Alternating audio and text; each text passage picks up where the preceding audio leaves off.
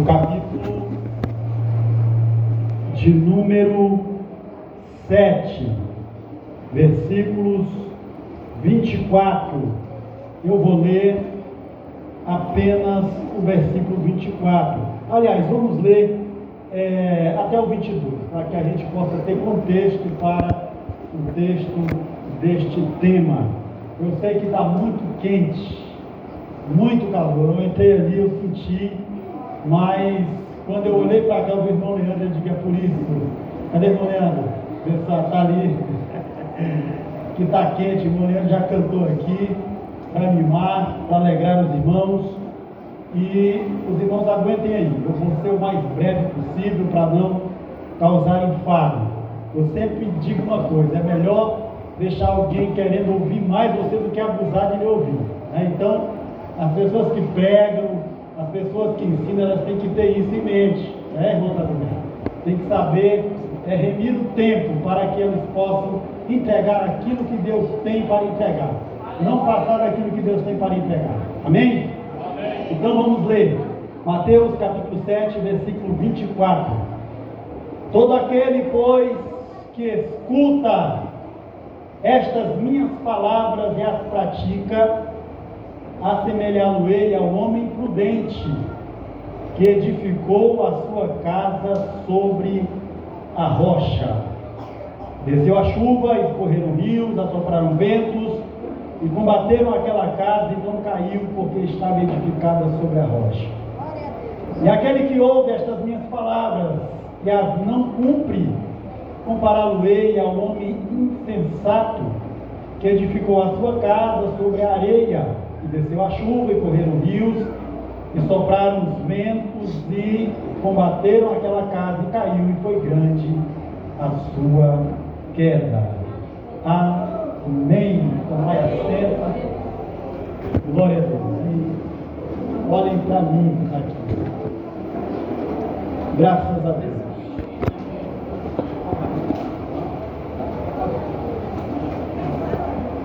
Esse texto do Evangelho de Mateus, assim como tantos outros textos bíblicos, ele nos remete primeiramente a nós meditarmos e tentarmos entender qual o significado da palavra de Deus para nós, para a igreja, para a vida do crente e da humanidade. Eu costumo dizer que a Bíblia, ela é mais poderosa do que qualquer coisa que já foi fabricada neste mundo. Aleluia! Quem tem uma Bíblia dentro de sua casa, que é a palavra de Deus, essa pessoa tem a coisa mais poderosa que alguém pode portar no planeta Terra. A Bíblia, esta Bíblia aqui, composta por 66 livros e 2 testamentos, ela é a coisa mais poderosa deste planeta, porque nela não está inserido, mas ela é a palavra de Deus, inerrante, perfeita. Ela é a palavra de Deus que não tem dúvida nem sombra de variação. Foi a respeito dela que o escritor aos Hebreus escreveu no capítulo 4, versículo 12, disse: porque a palavra de Deus é viva, eficaz, mais poderosa, mais penetrante do que qualquer espada de 2 gumes. Ela penetra até a divisão da alma, das juntas e medula. Ela é apta para discernir os pensamentos e as intenções do coração. Esta é a palavra de Deus, que é inerrante, que é poderosa, que é viva. Ela não morre, ela é viva constantemente. Se alguém abre a Bíblia, faz uso dela, ela é uma palavra viva, porque ela é a palavra de Deus. A Bíblia é a coisa mais poderosa deste planeta, é a Bíblia Sagrada. Está tendo uma guerra do mundo lá na Europa. A Rússia está guerreando com a Ucrânia já há 2 anos. E essa guerra tem se prolongado e tem tido muitas ameaças de bombas atômicas. E a Rússia, confiando no seu poderio militar, porque eles possuem uma bomba atômica de 50 megatons. Essa bomba atômica, ela pode explodir quase todo o planeta Terra. Porém, esta bomba, ela não chega nem perto do poder que tem a palavra de Deus. Porque a palavra de Deus é poderosa. A palavra de Deus, ela penetra. A palavra de Deus, ela entra. A palavra de Deus revela. A palavra de Deus testifica. A palavra de Deus levanta. A palavra de Deus cura. A palavra de Deus opera. A palavra de Deus ressuscita. A palavra de Deus dá vida. A palavra de Deus transforma. A palavra de Deus faz nascer de novo. Não há nada mais poderoso do que a palavra de Deus. Ela faz nascer de novo. Ela faz nascer de novo. Aleluia! Ela faz nascer porque ela é viva. Ela é viva hoje, ela é viva amanhã. Ela é viva ontem porque ela não tem passado, nem presente, nem futuro. Ela é momento. A palavra de Deus. Aleluia! A palavra de Deus é viva. Sabe por que ele disse que ela é viva? Porque ela penetra até a divisão da alma, juntas e medulas. Olha, alguém pode ir num psicólogo. Alguém pode estar passando por depressões, por problemas psicológicos grandes, e ele pode ir no psicólogo, ele pode falar com o psicólogo, conversar, o psicólogo vai ajudar, com certeza, porque ele é um profissional formado para atuar naquela área. Porém, nenhum psicólogo tem o poder de penetrar, de entrar até a divisão da alma, das juntas e medulas. Nenhum psicólogo tem esse poder, mas há um que pode fazer isso. Há um que conhece você. Ele é a palavra. Ele conhece você. Ele sabe o que tu passa. Ele está te vendo. Ele sabe o teu interior. Ele sabe o teu coração. Ele sabe o teu pensamento. O nome dele é Jesus. Ele está aqui nesta noite. Nós estamos adorando ele aqui neste lugar. E ele veio aqui nesta noite para falar contigo. Aleluia!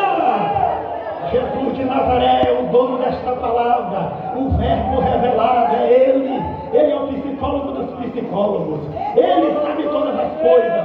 Ele penetra, Ele conhece, Ele sabe.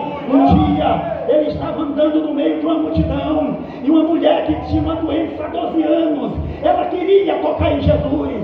Ela foi, rompeu a multidão. Quando ela tocou em Jesus, ela foi curada. Aí Jesus parou a multidão e disse assim: alguém me tocou. E disseram para ele: Senhor, muita gente te comprime, te aperta, e você está dizendo que alguém te tocou. Ele disse assim: esse toque foi diferente, porque eu conheço, eu penetro a divisão da alma, das juntas e medulas. Eu conheço, foi um toque diferente. A mulher se revelou e disse: foi eu quem te tocou, Senhor. Aleluia, essa é a palavra de Deus. Essa palavra é tão poderosa que Isaías, no capítulo 55, versículo 11, ele disse assim: a palavra de Deus, ela não voltará vazia, ela vai cumprir aquilo que lhe apraz. A palavra de Deus. Aleluia. Essa palavra é tão poderosa que o salmista Davi, quando escreveu o Salmo 119, ele está inspirado por Deus com a sua pena, escrevendo no seu pergaminho, e o Espírito Santo está o revelando o que ele precisa escrever. Quando chegou no versículo 9, ele diz assim: como purificará o jovem o seu caminho? E ao mesmo tempo o Espírito Santo revela o coração dele, e ele diz: observando conforme a tua palavra. Ele continuou escrevendo o Salmo 119. Quando chegou lá pelo versículo 11 de novo, ele sente outro testemunho de aquecimento sobre a palavra do seu coração. E ele diz assim, quando o Espírito Santo revela ao seu coração, ele diz assim: que a palavra de Deus é luz para o nosso caminho, que a palavra de Deus é lâmpada para os nossos pés, que a palavra de Deus é luz para o teu caminho de escuridão, ela é lâmpada para os teus pés. Sabe por que ele disse isso? Porque quando ele fala que ela é luz, lâmpada para os meus pés, ele está dizendo assim, ela vai te conduzir por onde tu deve andar. Ele está dizendo assim, é luz para o meu caminho. Ela vai dizer para você que você não vai errar o caminho. Quando você está na palavra de Deus, ela é lâmpada para os teus pés, para dizer por onde tu deve pisar. E ela é luz para o teu caminho, porque ela vai te dizer por onde é que tu deve andar. Essa é a palavra de Deus que nós precisamos fazer na vida. A palavra de Deus ainda diz, aleluia, no capítulo 13 do Evangelho de Mateus, Jesus estava falando uma parábola. E ele disse assim, o semeador saiu a semear, e parte da semente caiu à beira da estrada do caminho, as aves vieram e a comeram. E ele continuou dizendo, ele disse, se o semeador semeou novamente, e aquela semente caiu, ela caiu no meio dos pedregais, não tinha terra funda, ela nasceu rápido, mas logo ela morreu, porque o sol bateu nela com intensidade. E ele continuou dizendo, ele disse, o semeador continuou a semear, e ele semeou outra semente, ela caiu entre os espinhos. Ela não conseguiu crescer porque ela foi sufocada pelos espinhos. Aí ele continuou dizendo isso, mas o semeador ainda semeou uma quarta semente. E a quarta semente caiu em terra boa. E ela produziu a 30, 60 e a 100 por um. Mais à frente, os discípulos disseram, nós não entendemos o que o Senhor quis dizer. O que o Senhor quis dizer para eles? Ele disse, olha, para os outros eu estou falando por parábolas, porque eles ouvindo não ouvem, enxergando não enxergam, não veem. Mas para vocês eu vou revelar. Aí ele diz, a semente que caiu, a semente é a palavra. Ele diz, a semente é a palavra. A palavra, a semente que caiu à beira do caminho, as aves comeram. É aquela pessoa que recebe a palavra. A semente é arrebatada pelo diabo. E aquela pessoa não consegue se firmar. A que caiu entre os pedregais, aquela pessoa que recebe a palavra com rapidez. Mas logo, pelos cuidados desta vida, ela abandona a palavra. A semente caiu entre os espinhos, ela é sufocada pelas aflições desta vida. E aí depois ele diz, mas uma semente caiu em boa terra. Olha aí, ó. Olha aí, ó. Olha aí, ó. Olha a semente que caiu em boa terra aí. Uma semente que caiu em boa terra, essa semente produziu. Essa semente produziu, por quê? Porque é a palavra de Deus. Aleluia! Ainda sobre a palavra, diz o salmista, diz o apóstolo Paulo, na carta aos Romanos, no capítulo de número 8, aliás, capítulo 10, versículo 8, 9 e 10. Eu gosto muito desse texto, eu sempre cito ele. Ele diz assim, a saber, a palavra está junto de ti, está na tua boca e no teu coração, a palavra da fé que pregamos. Se com tua boca confessares a Jesus como Senhor, em teu coração creres que Deus o ressuscitou dos mortos, será salvo. Com tua boca se faz confissão para a salvação, com o coração se crê para a justiça.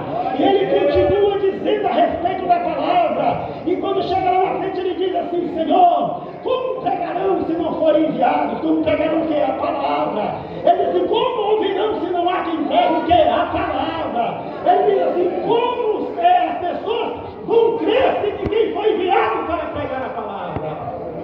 Aí ele diz assim, bem-aventurados os pés dos que anunciam coisas boas, dos que anunciam coisas novas. Bem-aventurados os que pregam a palavra, bem-aventurados que pregam o evangelho, bem-aventurados que testificam desta verdade. Aleluia! No Evangelho de João, no capítulo 17, versículo 17, Jesus orando pelo mundo e pelos discípulos, ele disse assim, Pai, santifica-os na verdade, a tua palavra é a verdade. Aleluia! E agora eu vou começar a pregar o tema da palavra. Eu quero que os irmãos meditem comigo em um texto que eu vou ler, Aleluia, aleluia.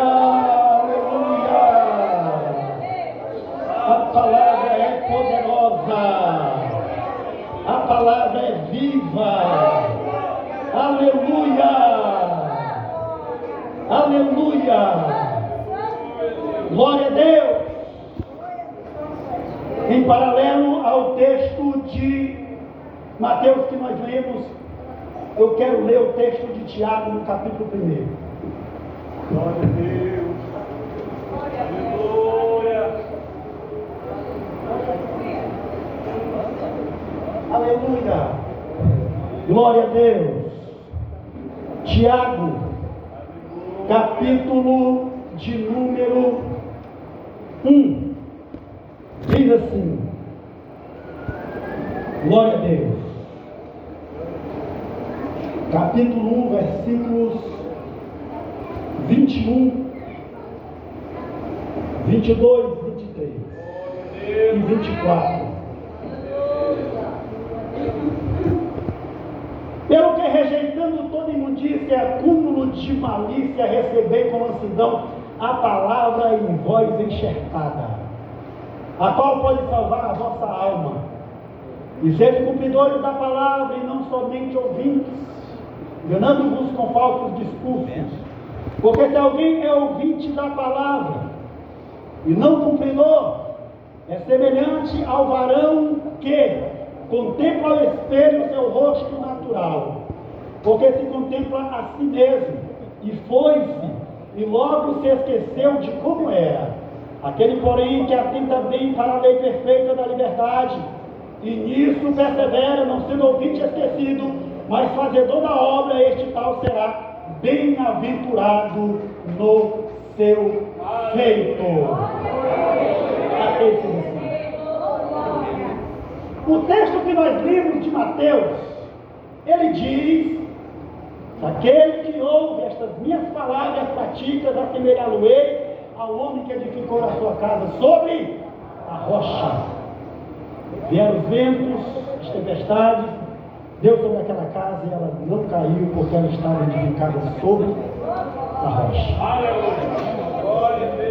Quando nós falamos da palavra e falamos a respeito da sua prática, que é aquilo que nós chamamos da prática da palavra, né? De praticar ela, de viver ela, nós precisamos entender algumas coisas para que nós possamos compreender aquilo que Deus quer nos revelar através desta palavra.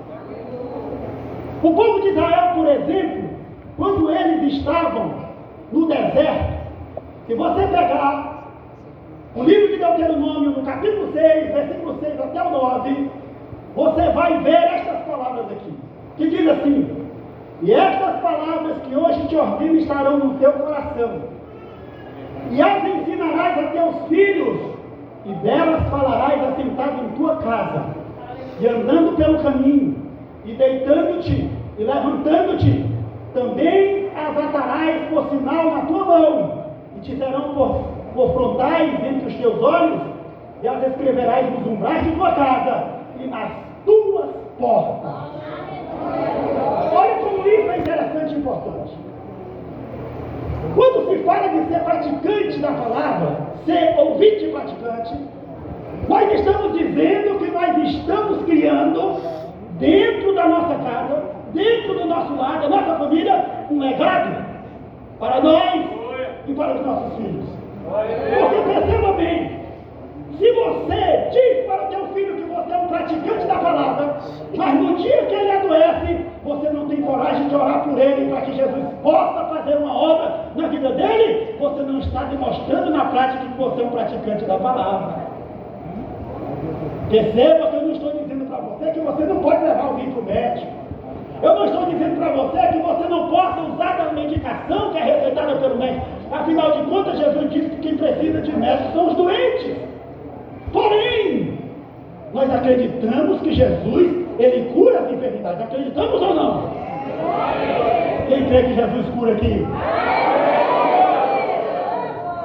Se nós acreditamos que ele cura, nós podemos orar. E se nós fazemos isso, crendo na palavra de Deus, Deus age. Deus opera.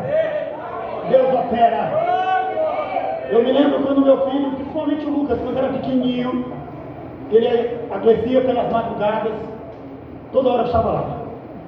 É a oração da perseverança, na prática da palavra. Eu ia lá nele, deitadinho desse, eu ia lá e orava. Jesus, repreende essa febre, Jesus. Opera, Espírito Santo, vem aqui agora, opera, Senhor. Repreende essa febre, tu és o médico dos médicos, Jesus. E eu orava, depois ele me deitava, daqui a pouco eu voltava lá, estava com febre, não. Eu orava de novo, Jesus está aqui. Eu estou perseverando a oração. Antes do dia amanhecer, antes do dia amanhecer, Jesus já fez a obra. Isso você vai estar passando para o teu filho, que você é um praticante da palavra, que tu crê, que tu entende que Jesus é. Você diz, Jesus é o médico dos médicos. Você diz, ele é o médico por excelência. Você diz, Jesus cura. Você prega que Jesus cura aqui na igreja. Mas quando chega em casa, você tem que passar para os seus filhos que Jesus é o médico dos médicos, para que ele carregue aquilo dentro do coração dele, para que quando ele crescer, ele vai dizer, Jesus é o médico dos médicos. Eu sirvo o médico dos médicos. Por quê? Porque eu creio na sua palavra. Ele é o médico dos médicos. Eu sempre vi mamãe orar pelos doentes. Ela criou a gente na igreja, eu sempre vi mamãe orar por ela mesma, por nós, pelos doentes. Ela orava, mamãe orava pelos doentes, e ela ensinou isso pra gente. E eu aprendi que orar pelos enfermos Jesus cura. Uma vez eu orei por uma irmãzinha ali numa congregação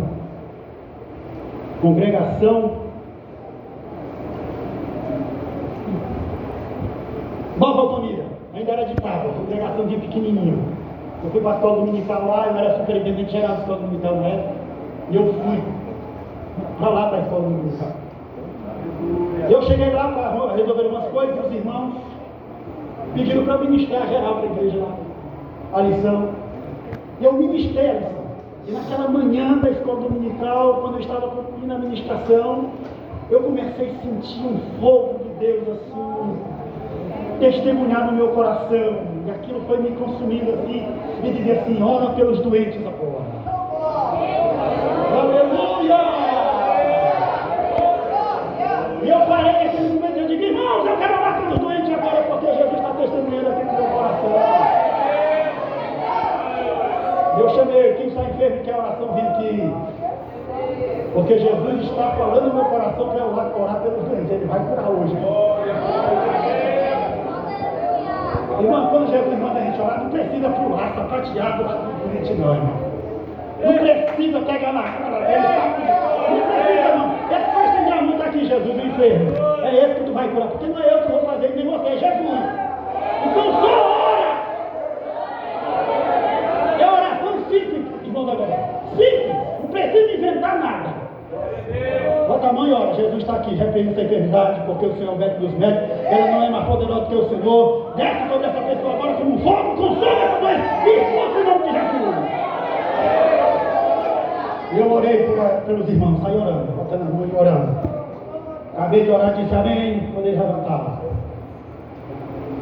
E aí quando eu digo amém, que eu mandei os irmãos levantaram, eu disse, senhorinha, vem aqui, irmão, nunca esqueço disso.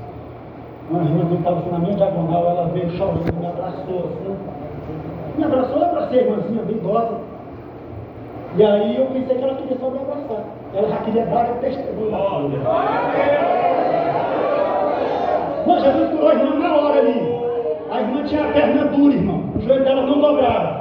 Ela teve um problema no joelho, e o joelho dela era duro. A perna dela era assim. Todos os irmãos conheciam ela. Irmão, e essa irmã, na hora que ela levantou da oração, ela já fez assim, ó.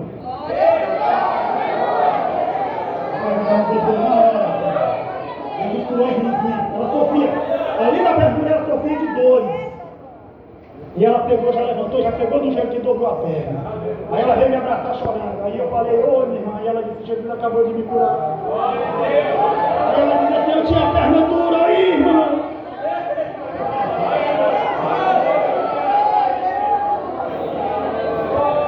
Eu creio que Jesus pode curar.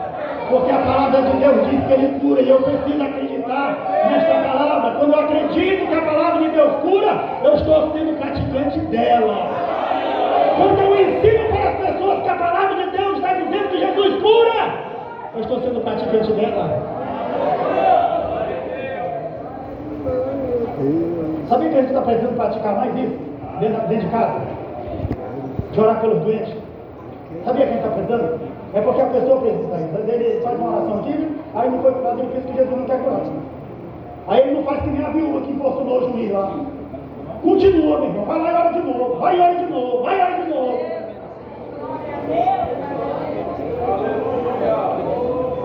Eu li um livro uma vez, pastor Mahesh Kavita, um indiano. Esse homem ele aceitou a Cristo lá da Índia. Vocês sabem já esse livro, o homem que orava. E esse pastor, ele era indiano, da religião hindu. A Índia adora mais de 300 milhões de deuses. Tudo que tem na Índia praticamente é um deus. Eles adoram barata, rato, mosca, tudo, rato, cavalo, tudo. Eles adoram tudo. 300 milhões de deuses é Deus demais. A Índia se tornou a maior população do mundo, passou da China. A Índia tem mais de 1 bilhão e 400 milhões de habitantes. É mais ou menos um deus para cada 300 mil habitantes. Na Índia. É muito Deus que eles adoram. E esse homem hindu estava lá e passou um missionário e entregou uma literatura para ele, um folhetinho. E ele leu o folheto de missões e ele se converteu. E ele passou a ler a Bíblia. E ao passar a ler a Bíblia, Jesus começou a se revelar para aquele homem. E aquele homem ele começou a entrar em propósito de oração e de jejum. E Deus começou a usar ele muito, e ele começou um ministério evangelístico de cruzadas. Ele realiza cruzadas mundiais, que alcança aí 1 milhão de pessoas nas cruzadas que ele fazia, na época, muitos anos atrás. E nessas cruzadas, Jesus curava multidões, até maravilhas Jesus fazia nessas cruzadas. Maravilha, o dom de maravilha, ou milagre de maravilha, por exemplo, que a Bíblia fala, por exemplo, alguém que não tem um braço, nasceu o braço. Isso é maravilha. Isso é um dom de maravilha. Porque alguém pode estar doente, Jesus expulsar aquela enfermidade e curar. Mas quando alguém que, por exemplo, não tem uma mão, não tem um braço, e Jesus faz com que aquilo nasce, aparece, surge, isso chama-se na Bíblia de dom de maravilha. Isso aconteceu no ministério desse homem. Ele disse que uma vez ele fez uma cruzada na África, e uma multidão de gente, uma cruzada de 7 dias, precisava ter. Eu estou dizendo isso aqui para você fortalecer a tua fé a respeito da prática da palavra relacionada à oração. Como é o tema aqui? Na palavra, né?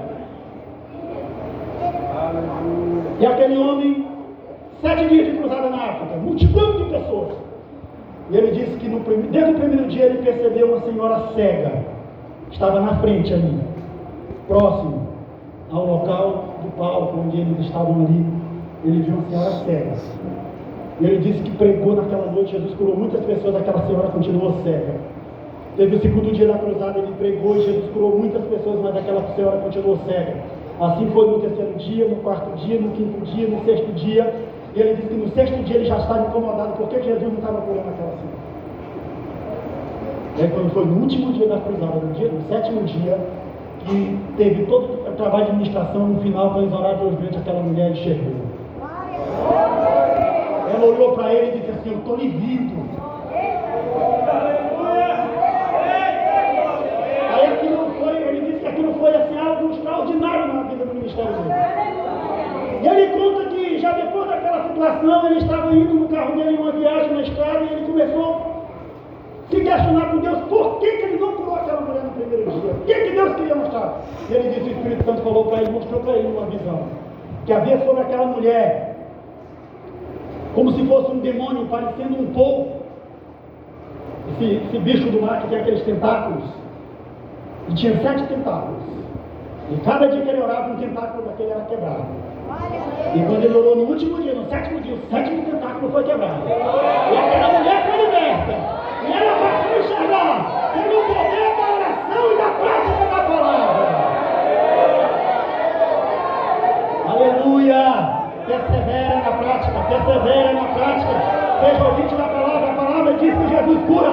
Creia que Ele cura, creia que Ele cura, creia que Ele faz milagre.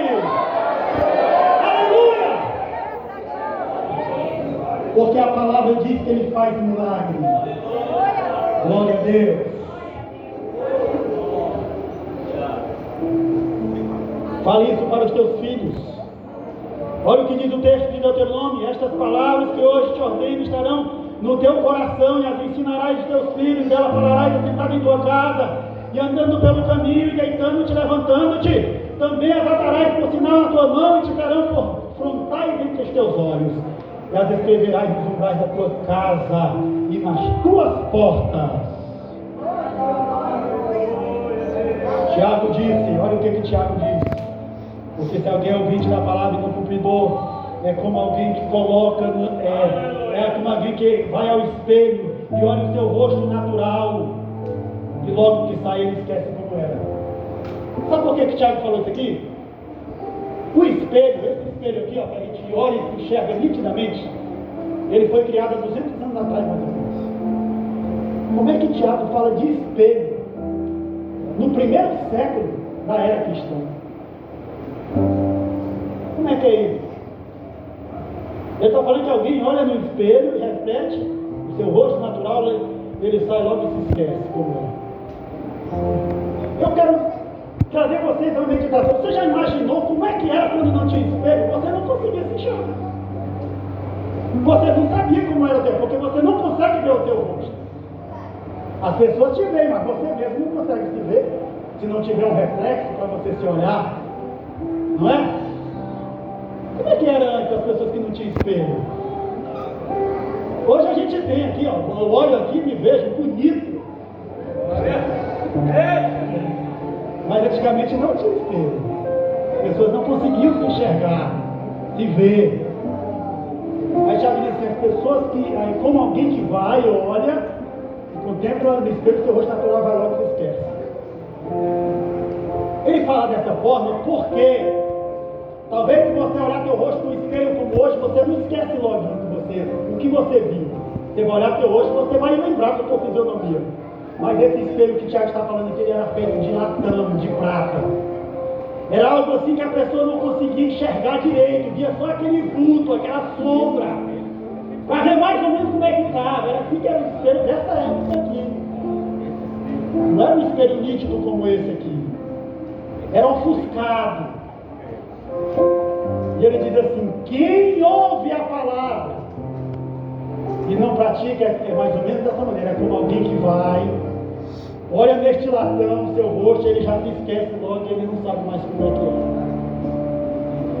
Mas quando se pratica, você lembra, a palavra está inculcada. Sabe por que o escritor aqui de Deuteronômio escreveu? Se tem que inculcar, é para colocar dentro da cuca. Para colocar dentro da cuca, dos filhos, da tua. Aleluia. Eu cobro meu filho para ler a Bíblia direto. Minha esposa faz a mesma coisa, a gente cobra ele para ler a Bíblia. Constantemente está cobrando para ler a Bíblia. Ler a Bíblia. Às vezes antes da gente deitar, a gente vai para o quarto, todo mundo fica na cama, e eu peço para alguém para eles pegar a Bíblia. Vamos ler tal livro, ler tal capítulo, ler um livro de teologia, alguma coisa. Eu vou dizendo para fazer isso. É para ir para o canto, eu vou dizendo. Eu ando com meu filho dentro do carro, eu digo para ele: você nunca vai deixar que alguém possa tirar do teu coração a certeza, a convicção de que Jesus é o teu Salvador e de que a Bíblia é a palavra de Deus. Ninguém vai tirar isso de ti. Você é um servo de Deus. Faça isso com teu filho, para que onde ele estiver, ele saiba que ele tem a palavra de Deus ao seu auxílio, ele tem a palavra de Deus ao seu socorro, para que ele seja edificado na palavra, para que ele cresça edificado nesta verdade, e para que ele não venha titubear quando ele crescer. Aleluia! E eu vou encerrar já.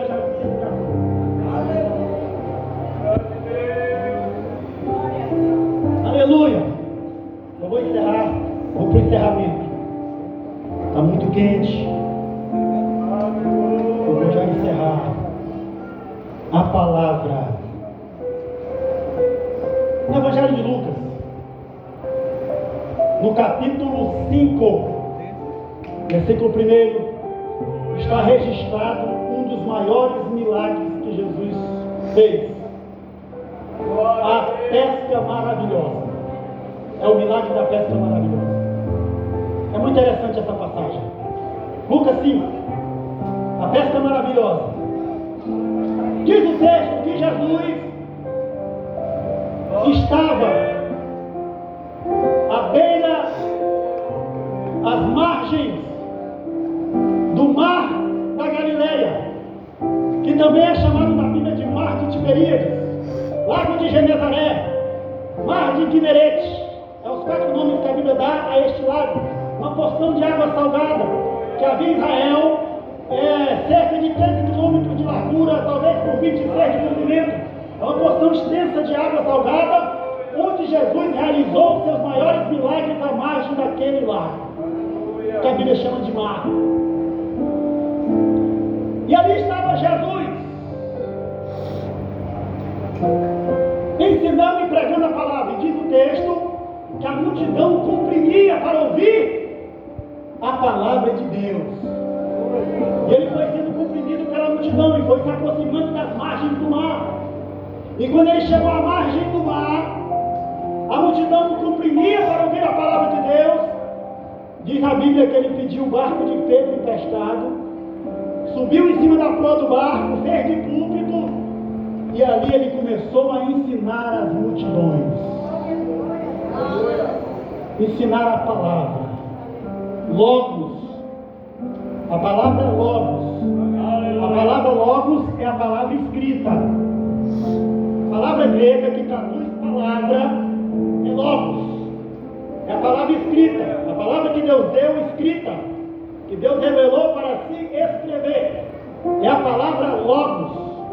Quando nós lemos no Evangelho de Lucas, no capítulo 5, no versículo 1, que está escrito assim: aleluia!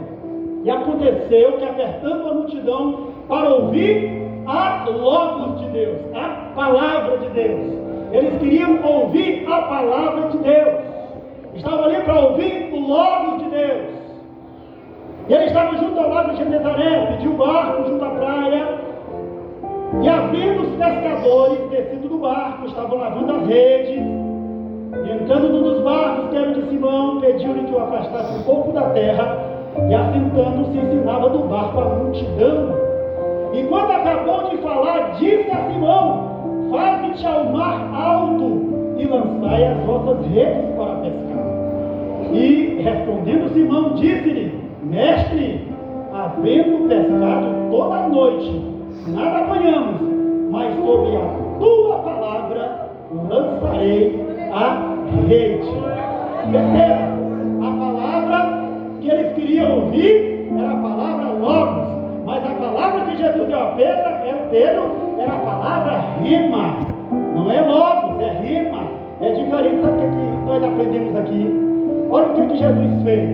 Jesus encontra pescadores decepcionados, que haviam pescado a noite inteira, homens profissionais da pesca, sabiam onde estavam os peixes, os cardumes, sabiam o horário de pescar, sabia como era que ia para colocar as redes, sabia como colocar as redes, mas eles pescaram a noite inteira e não apanharam nada.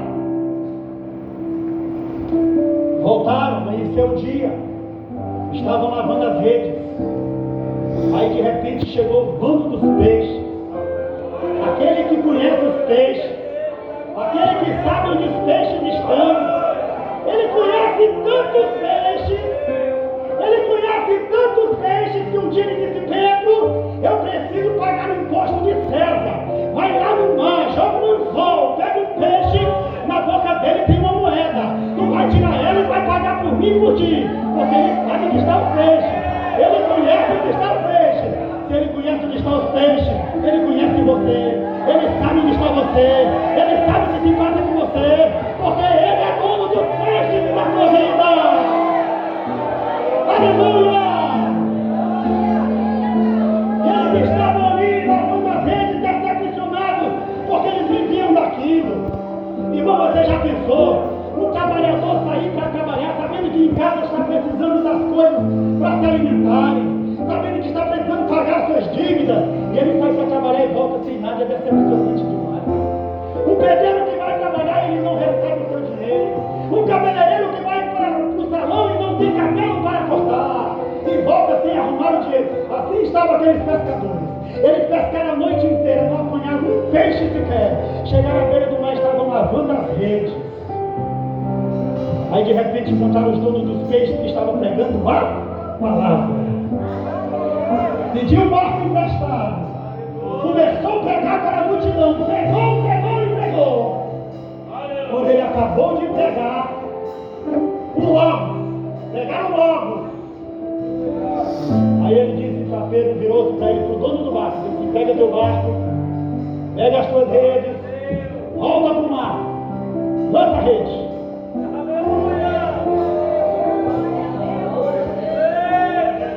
Se fosse eu falando para Pedro, Pedro ia dizer assim: não vai passar o que fazer, porque eu sou pescador, eu sei coragem de pescar de noite. Mas Jesus disse assim: eu vou fazer ele pegar peixe de dia, que é para mim mostrar para ele. Porque assim, o melhor horário de pegar peixe é de noite. É por isso que ele viu pescar à noite. Aí Jesus disse assim: amanhã eu vou fazer um milagre e eu não vou deixar ele pegar peixe à noite, vou fazer ele pegar peixe de dia, que é para mostrar para ele que eu estou contra a lógica. Eu estou contra a lógica. Ele está contra a lógica. Ele está contra a lógica. Quando o homem diz que não pode, ele diz: eu posso. Quando o homem diz que não faz, ele diz: eu faço. Quando o homem diz que eu não aguento mais, ele diz: eu aguento. Quando você está merecendo, não aguenta mais, ele diz assim: eu aguento por você. Ele diz assim: vinde a mim, todos vós que estáis cansados e sobrecarregados, eu vos aliviarei. Tomai sobre vós o meu jugo e aprendei de mim, porque eu sou manso de coração, porque o meu fardo é leve e o meu jugo é suave.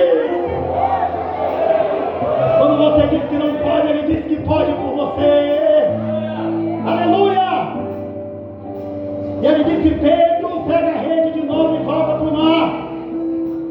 Aí Pedro disse assim: Senhor, pesquei a noite toda, estou cansado, eu não peguei nada, mas sobre a tua palavra, eu vou lançar a rede. E a Bíblia diz que eles foram lançar a rede. Sabe o que é isso? Quando eu estou pregando para você aqui, quando você pega a Bíblia, você está lendo o Logos de Deus. Mas quando Deus fala ao teu coração, quando você lê a Bíblia e aquela palavra fala no teu coração, você está recebendo o rema de Deus. Já não é mais o Logos, é a palavra rema. É a palavra que testifica, é a palavra que fala, é a palavra que aquece, é a palavra que arde dentro de você. Aleluia! É a palavra que vai te dar fé, é a palavra que vai te levantar, é a palavra que vai entrar na tua casa nesta noite, é a palavra que vai fazer o milagre, é a palavra rema, é a palavra rema. Agora eu aprendi uma coisa aqui nesse texto. A palavra rima, ela só vai acontecer depois que você praticar o Logos. Praticar o Logos, a Bíblia, a palavra, está escrita. Fique de pé. Aleluia!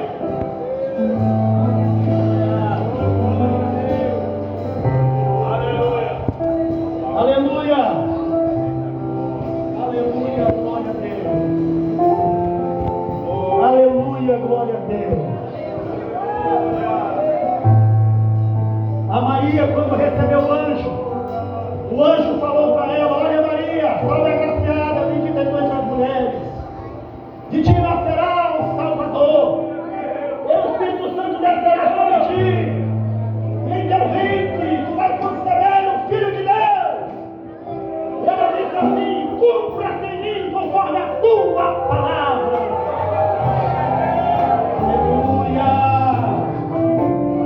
Aleluia! Paulo, quando escreveu aos Romanos, capítulo 10, versículo 17, ele diz: porque a fé vem pelo ouvir, e ouvir a palavra. A palavra.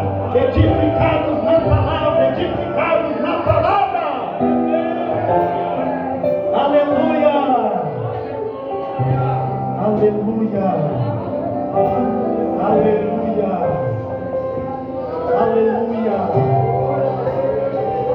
Aleluia. Na tentação de Jesus, Jesus estava no deserto. E o diabo foi tentar ele.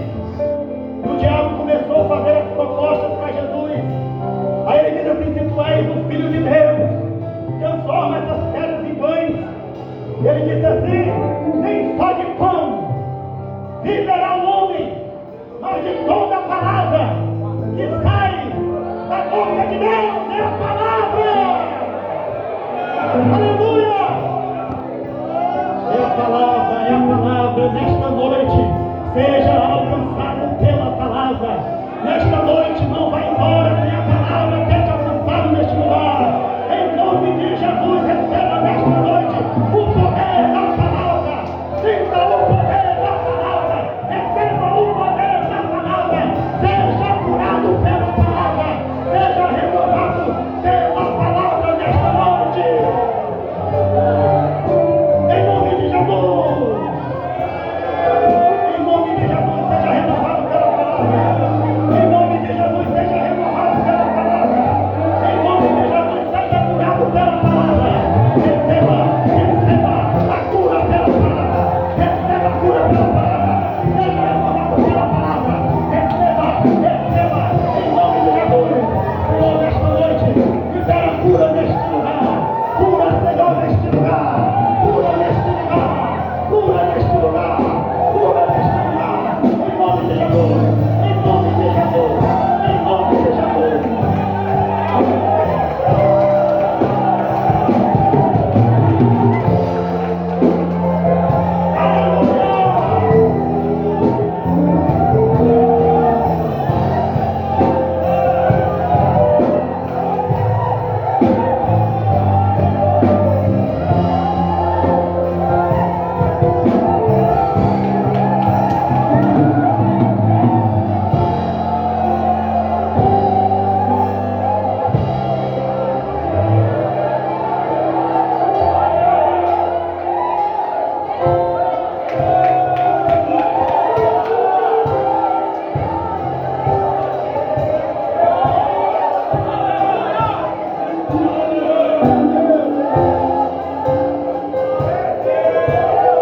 Aleluia.